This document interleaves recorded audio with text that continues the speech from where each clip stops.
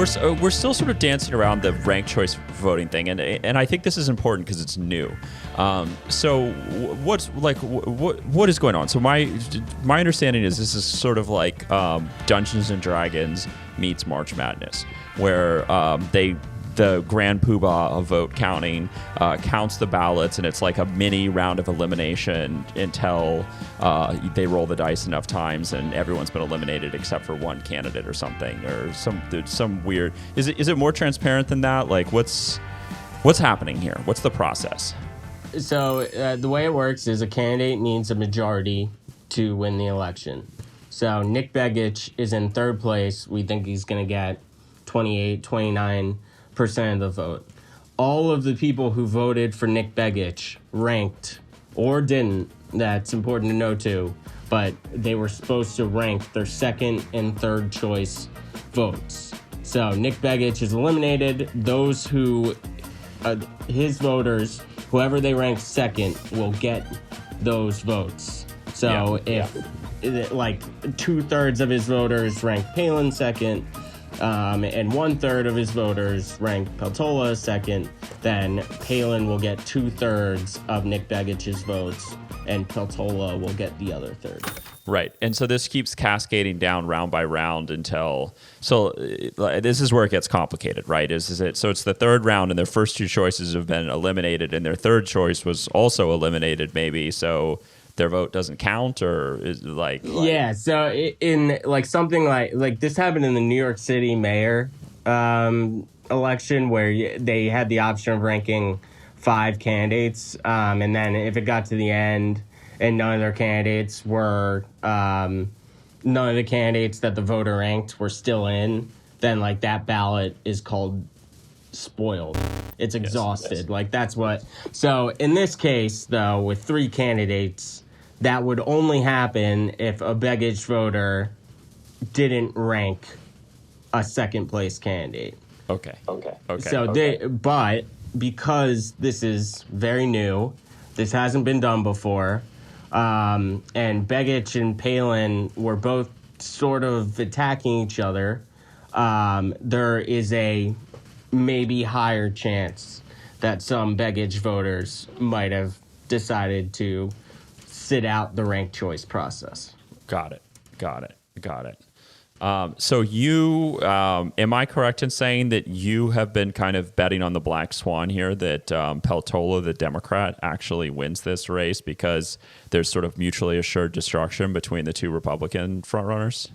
Yeah, basically. I would call it a shoot the gap, perfect black swan scenario, in that it's the first time they've ever done ranked choice voting. The Democrat is probably going to clear 40% of the vote, and the two Republicans were going to be so close to each other that the Democrat would be ahead as much as she possibly could be going into the ranked choice voting. So that was sort of the baseline I was dealing with.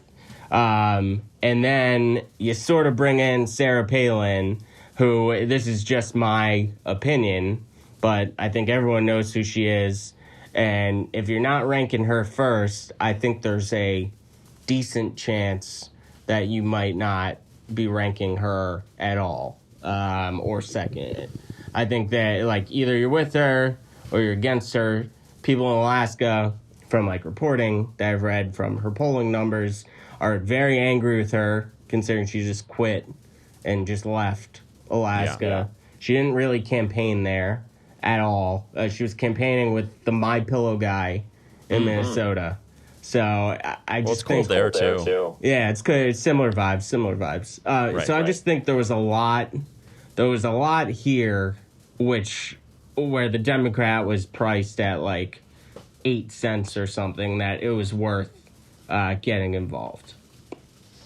Have you seen anything in the early returns so far to point you in any direction as to how your bet is going?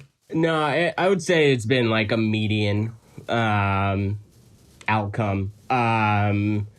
We need to see how many absentee votes there are, where Peltola lands. The higher, the better. My random benchmark for her, and I'm not like the Ivec Charco Rubio type who has this all modeled out and has like a... You're not running server space in like Taiwan to process the returns quicker than anyone else, is what you're saying? No, okay, absolutely not. But my benchmark was Biden got like 42.5%. I think if Peltola could beat that, that would be a very good spot to be in. If she gets close to that, I think she has a pretty decent chance.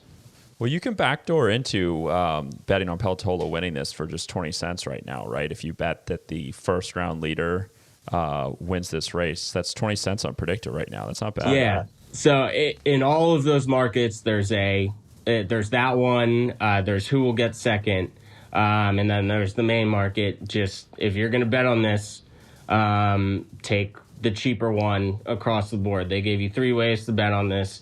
Begich is not going to, in my opinion, I don't think Begich is going to come into contention in any of those. So it's just, if you think Peltola is going to win, bet on Palin to get second. If you think Peltola is going to win, bet on whoever led in the first round to get first. If you think the opposite, bet the other way. You have, and don't pay up just because it's in the main market. It's definitely not.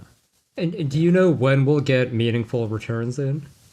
Yeah, so this is ridiculous, by the way, but so all early votes that were cast after Thursday will be counted next Tuesday.